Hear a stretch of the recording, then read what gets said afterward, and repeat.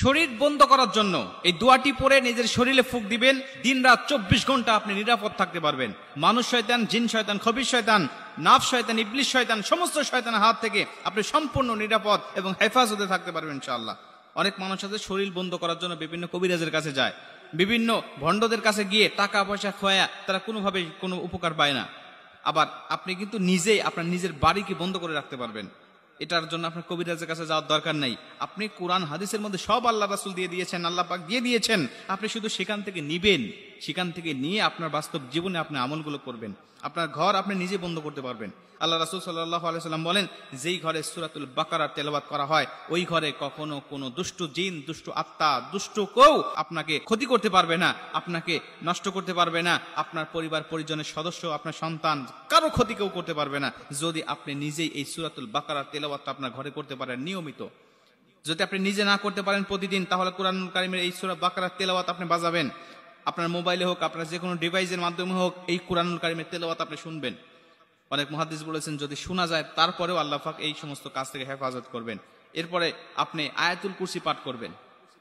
আয়াতুল কুরসি যে ঘরে পাঠ করা হয়, আয়াতুল কুরসি পাঠ করে যে ঘরে দরজা বন্ধ করা হয়, আউযু বিল্লাহি মিনাশ শাইতানির রাজিম বলে যে ঘরে দরজা বন্ধ করা হয়, ওই ঘর অটোমেটিক বন্ধ হয়ে যায়। বন্ধ মানে কিন্তু দরজা জান্নাত বন্ধ তা নয়, এটা দুষ্ট আত্মা, দুষ্ট জিন, ইবলিশ শয়তান, মানুষ শয়তান, খবিশ শয়তান, সমস্ত দুষ্টদের হাত থেকে হেফাজত করা, তাদের কাছ থেকে বন্ধ করে দেওয়া, এটাই হলো বন্ধ করার কথা বলছি আপনাদেরকে।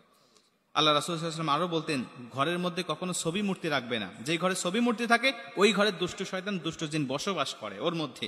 এজন্য এই সমস্ত বিষয় থেকেও আমাদের বিরত থাকতে হবে।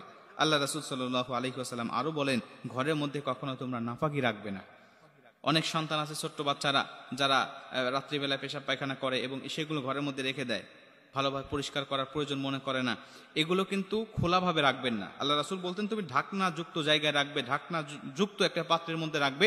তাহলে যখন নাপাকি জিনিস থাকবে তখন ওই দুষ্ট জিন, দুষ্ট আত্মা ওই সমস্ত জায়গায় যাবে এবং ওর একটি আসর তোমার সন্তানের উপরেও পড়বে।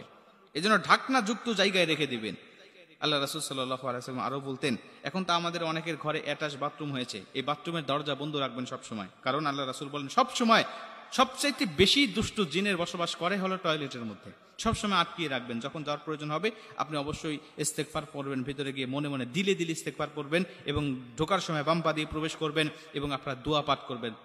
বাথরুমে প্রবেশ করার যে দোয়াটা আছে এটা পড়ে তারপরে আপনার সেখানে প্রবেশ করবেন। এই সমস্ত বিষয়গুলো মেনটেন করবেন। এরপরে আপনি শরীর বন্ধ করবেন কিভাবে সেটা আমি শিখিয়ে দেই। আল্লাহ রাসূল সাল্লাল্লাহু আলাইহি ওয়াসাল্লাম প্রতিদিন তিনি শরীর বন্ধ করতেন। ফজর পরে এবং শোয়ার সময় তিনি দু হাতের তালুটা এভাবে প্রশস্ত করতেন, প্রশস্ত করে তিনি 3 কুল পাঠ করতেন।